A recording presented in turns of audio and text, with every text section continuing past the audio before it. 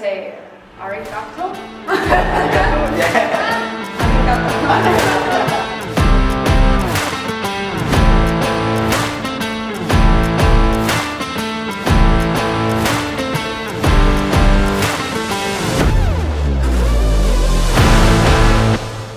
Can I ask you a question?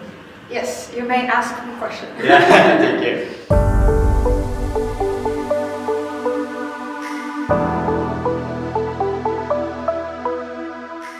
So, you're a fine artist. Why did you start art? Well, it was very natural for me when I was young. I loved to draw and paint, and it was one way for my parents to have a moment of quiet. I think when I grew up back in the 90s, there was not so many channels in the TV, we didn't have screens on the phone, we didn't have cell phones yet. So maybe that's why I get interested in drawing and painting. It's been a lifelong journey. So, how to progress your drawing skill, like go to school, go abroad to study painting? I think as long as you're painting, doesn't matter. But for me, I had the opportunity to go to school for art when I was in second grade, so very young. Yeah, so since I was very young, I was always influenced in being able to get advice and techniques. So I think it's been very valuable, obviously. I think around my teenage years, I didn't want to go, and my mother forced me. Sometimes she would call the school if I went to my painting classes, but it was difficult sometimes. And I did go abroad also to study. I did exchange in America. I did also entrepreneurship in Bellevue, Washington, at Garner Nordstrom's gallery, and this was mostly because my sister lives in near there, so I had that opportunity. So I think I have been very lucky to be given many opportunities, but let's say you don't have opportunity to go study abroad or to study art professionally or as a hobby. I think these days we are very lucky to have YouTube. We can maybe look for artists we like, and maybe they have courses or something they can teach a technique. If you are interested, you can always try to learn it yourself, but it's easier to get some advice in the beginning, technically speaking. Yes. There are a lot of people who paint art, but paint art and the sell art is a little bit big or like different. Yeah. How to overcome that point? It's a good one. I think sometimes you can find other people who sell your art. Yeah. Sometimes you have to do it yourself. I have had to do it myself because it's really difficult to have an art shop where there's so much more art for your art to be picked up, and you only get a half or a portion of the profit. So for me, it's been easier to sell after I have exhibition and I show my art and I meet people. More people get interested, and then it's easier to sell the art. Selling art is difficult sometimes.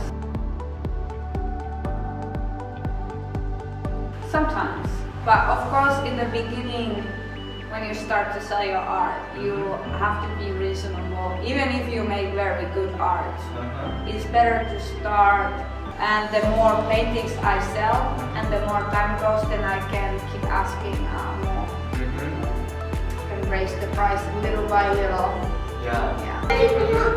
So if you do art, just a second, people. Sure. この絵がね、自分すごい好きなんですよね。ライオンで寄せ合ってるみたいなんですけど、アンジェリカさんの人間性が出てます。Okay. Fine artist, but so far is there some hardship to become artist or in your life? I think to choose the road of being artist is almost never easy. It's always there will always be challenges because it's maybe not usual and maybe it's a lot of competition. It might be difficult to make your living by only art. Maybe you have to work another job. Like I have worked a lot of different jobs for a long time. Also I've had marriage before and divorce that wasn't good, you know, and this kind of things. Obviously sometimes you might think, you know, I have not painted for a couple years, I should stop. Because I have ADHD, it's always affected my life, and it has kind of like, I didn't realize before I got diagnosed that I have certain tendencies and that sometimes people can see that I'm very naive maybe and take advantage of my kindness. But life, I think, teaches you things, and then after a certain time I realized that the things that happened to me were my fault and that I could do this healing. And then So you said you stopped drawing, but after a few years later, you wanted to start again? I think sometimes after you have hardship in life, you can feel down, your mental health maybe is not great, so you have to take time for yourself. And I had to do that and choose ways to slow my life down, make more simple. I moved to the countryside for a few years, and it helped me a lot to quiet down and then be able to feel like I can create again and give time for that. But also I had a small child, so that was also. You said like you are struggling with mental health about 6 or 7 years. Is it too long for you? I think too long will be 20 years. 20 years will be too long. I think important friends and family members, they make a huge difference. And I think people who don't leave you even because you have hardship in life are very important. You said you've had many friends before, but maybe too distracting, too much.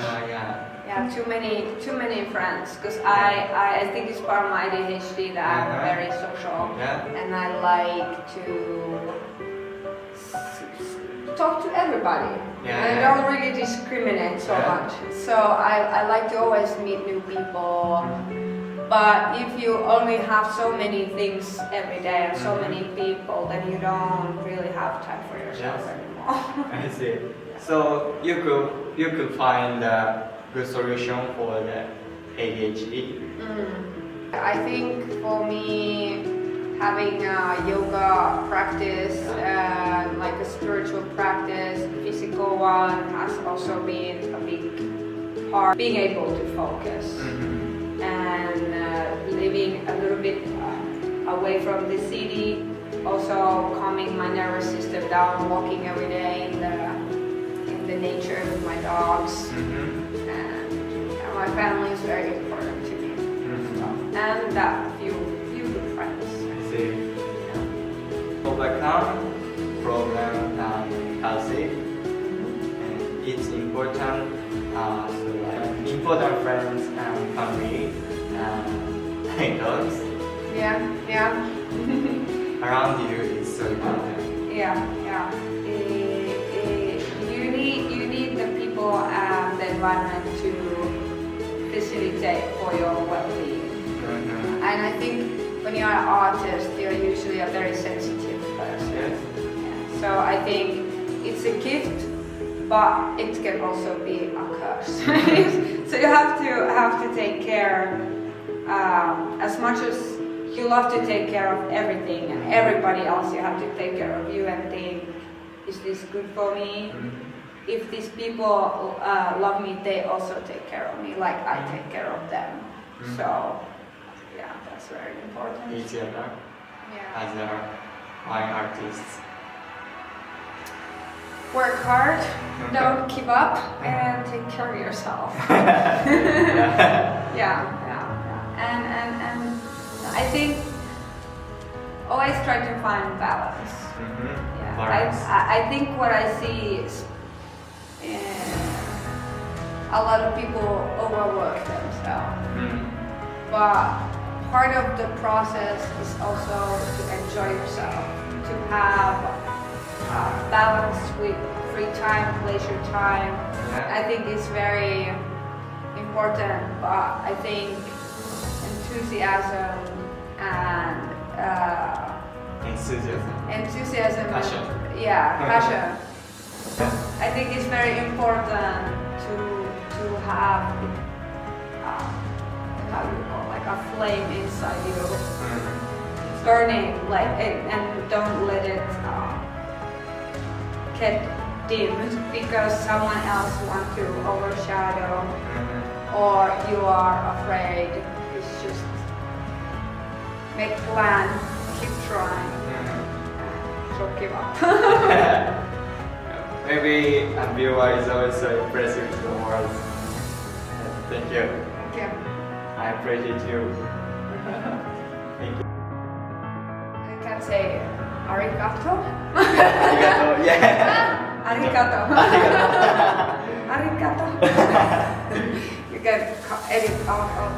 I think we feel more nervous talking now than in the car. Yeah. Okay. So by the way, my future is the greatest entertainer in the world. So I'm finding what is the important thing to become more exciting place. So now I'm traveling around the world. So what do you think is important things like to become exciting place in the world for people? For people? Or Well, I think one love.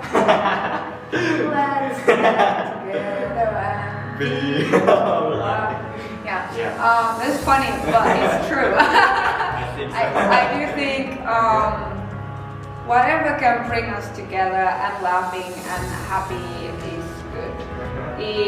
I think culture and art does good in this comedy, music, dancing.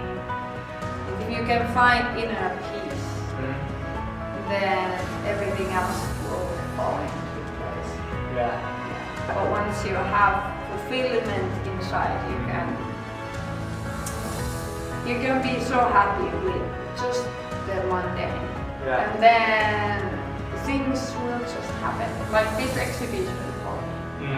I don't care what is the resolution. I know if I keep doing every time and I enjoy my time, it's going to end in good results, and I get to do what I love to do. And I think that's the biggest gift. Of course, not always we can do everything we love doing, but sometimes if you are just glad you're on the journey, on the path, you can do many other things to get to your goal. So now are you happy? Right.